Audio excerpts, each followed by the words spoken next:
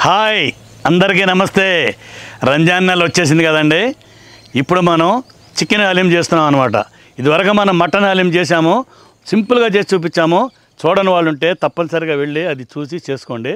ఇప్పుడైతే కూడా చాలా సింపుల్గా మీకు ఇంట్లో చేసుకునే విధంగా చక్కగా అన్ని కొలతలతో సహా చక్కగా చెప్పి మీకు చేసి చూపిస్తాను. చూడండి, చూసి మీరు కూడా చేసుకోండి. ఇంకా ఆలస్యం ఎందుకు, వంట మొదలు పెట్టేద్దాం. ఓకే, మనం చికెన్ హలీం చేయాలనుకుంటే దానికి కావాల్సిన పదార్థాలన్నీ ఒక్క చోట దగ్గరగా పెట్టుకోవాలి. ఎందుకంటే ఏ పదార్థం ఎక్కడుందో మళ్ళీ తర్వాత కన్ఫ్యూజ్ అవ్వద్దు. మొత్తం పెట్టుకున్న తర్వాతే మొదలు పెట్టాలి. ఓకే, 1 కేజీ బోన్ చికెన్ తీసుకున్నానండి. బోన్ అయితేనే చాలా టేస్ట్గా ఉంటుంది. తర్వాత 20 యాలకులు, 20 మిరియాలు, 20 లవంగాలు, 2 చెంచాల తెల్ల నువ్వులు, వీటిని తోక మిరియాలు అంటారండి.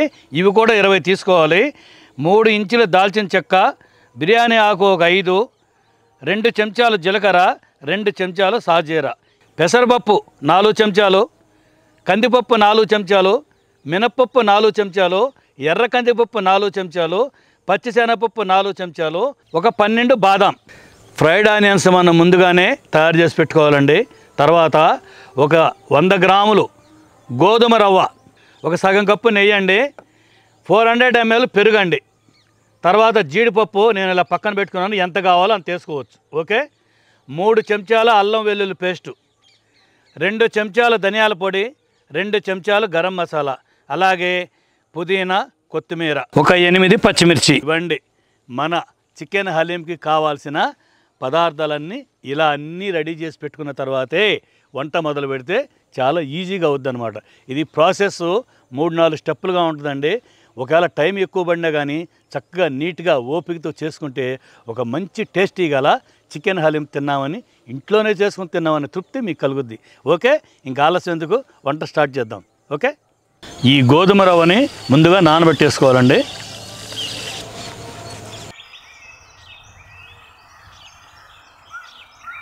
ముందుగా 4 చెంచాలు నూనె వేసుకుందామండి.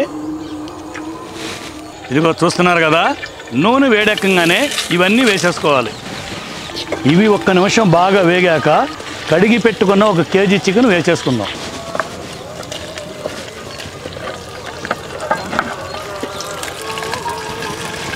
ఈ మసాలాలతో పాటు చికెన్ని కూడా 2 నిమిషాల పాటు వేయించుకోవాలి.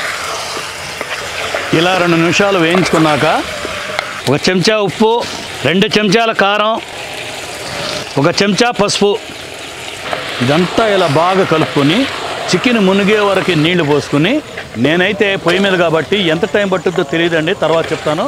మీరు కుక్కర్లో వేసుకున్నాడు మాత్రం ఒక 5-6 విజిల్లు రావాలన్నమాట. ఎందుకంటే చికెన్ మెత్తగా ఉడకాలన్నమాట, పట్టుకుంటే ఊడిపోవాలి చికెన్. అలా ఉడికే వరకు ఒక 5-6 విజిల్లు అయితే కరెక్ట్గా సరిపోతుంది అన్నమాట.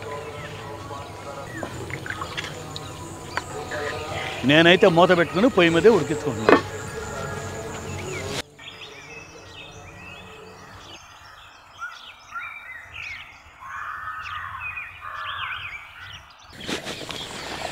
ఆహా, చికెన్ బాగా ఉడికిపోయిందండి. ఇప్పుడు ఈ చికెన్ని నీళ్ళని సపరేట్ చేసేసుకుందాం. నీరు వేరేగా, చికెన్ వేరేగా.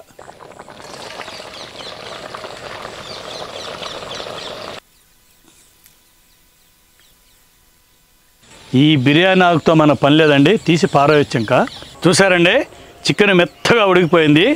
దీన్ని ఇప్పుడు మ్యాషర్తో మెత్తగా పొడి పొడిగా మ్యాష్ చేసుకోవాలండి. ఈ ఇలాచి, దాల్చిన చెక్క అవసరం లేదండి, పడేసుకోవాలి.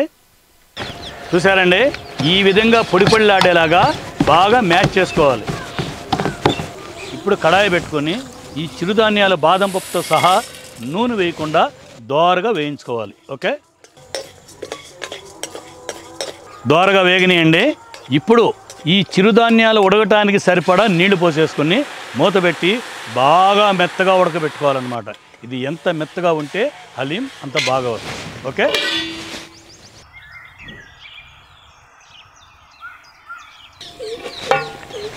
చూసారండి, పప్పు కూడా మెత్తగా ఉడికిపోయింది. దీన్ని ఇప్పుడుసారి పప్పు గుత్తితో మెత్తగా రుబ్బుకొని పక్కన పెట్టుకుందాం. ఓకే,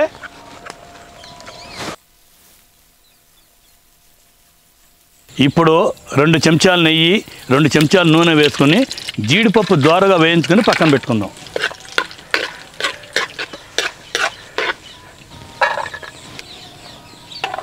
ఇప్పుడు ఇదే నూనెలో 3 చెంచాల అల్లం వెల్లుల్లి పేస్టు పచ్చివాసన పోయే వరకు వేయించుకుందాం. పచ్చివాసన పోయిందండి. ఇప్పుడు మనం నానబెట్టుకున్న గోధుమ రవ్వ వేసి నూనెలో బాగా వేయించుకుని ఒక 2 కప్పులు నీళ్ళు కూడా పోసుకుందాం. ఓకే,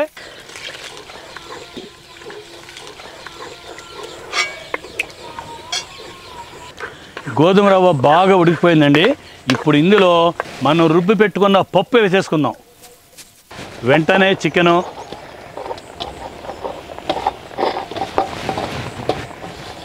కోసి పెట్టుకున్న పచ్చిమిర్చి, పుదీనా, కొత్తిమీర, ఒక గుప్పెడు బ్రౌన్ ఆనియన్స్, గరం మసాలా, ధనియాల పొడి, 1 చెంచా కారం, సరిపడినంత ఉప్పు, పెరుగు, 2 చెంచాల నెయ్యి. మనం చికెన్ ఉడకబెట్టుకున్న నీళ్ళని కొద్దిగా పోసుకుంటూ మరీ లూజ్ కాకుండా గట్టిగా ఉండేటట్టుగానే మనకి నీళ్లు ఎంతవరకు పడతాయో అంతవరకే పోసుకోవాలన్నమాట. ఓకే,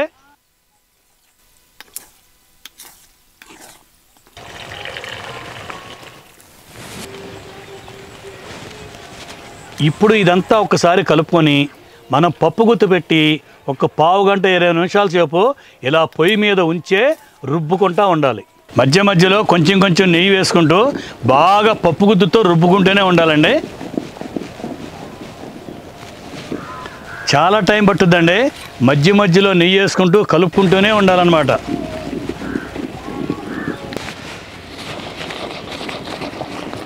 బాగా ఉడికి ఎప్పుడైతే నెయ్యి పైకి తేలుద్దో అప్పుడు హలీం కరెక్ట్గా అయినట్టు అనమాట. అంతవరకు మనం ఆపకుండా కలుపుకుంటూనే ఉండాలి. ఇదిగో చూస్తున్నారు కదా, నెయ్యి ఈ విధంగా పైకి వస్తే హలీం పర్ఫెక్ట్గా రెడీ అయినట్టు అనమాట. ఇదిగో చూడండి, ఫైనల్గా హలీం అనేది మనకి ఇలాగే ఉండాలి.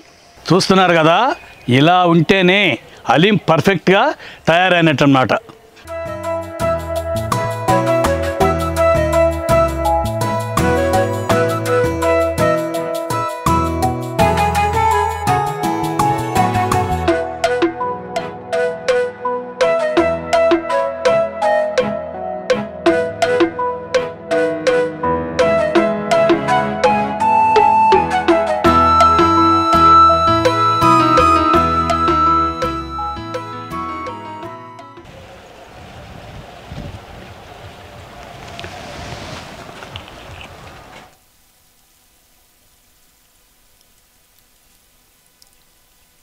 అబ్బా సూపర్ అండి. నాన్ వెజ్ అంటే ఇష్టపడే వాళ్ళకి ప్రతి ఒక్కళ్ళకి ఇది తప్పకుండా నచ్చుతుందండి. చాలా బాగుంది.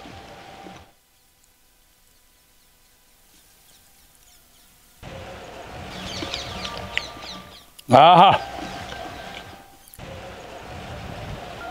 సూపరు, అంత టేస్ట్ ఉందండి. చాలా బాగుంది. నిమ్మకాయ పిండుకుందామండి. ఈ రంజాన్ నెలలో అండి చాలామంది ఈ చికెన్ హలీం అనేది చాలా ఇష్టంగా తింటారనమాట. ఇలా నిమ్మకాయ పిండుకొని ఇలా తీసుకుని అబ్బా, నిమ్మకాయ పిండిన తర్వాత టేస్ట్ నెక్స్ట్ లెవెల్ అండి. సూపర్గా ఉంది. దీనికి కష్టం ఎక్కువ అండి. అయినా కానీ ఇలా మనం తినేటప్పుడు దీని టేస్ట్ ముందు ఆ కష్టం బలాదూర్. నిజంగా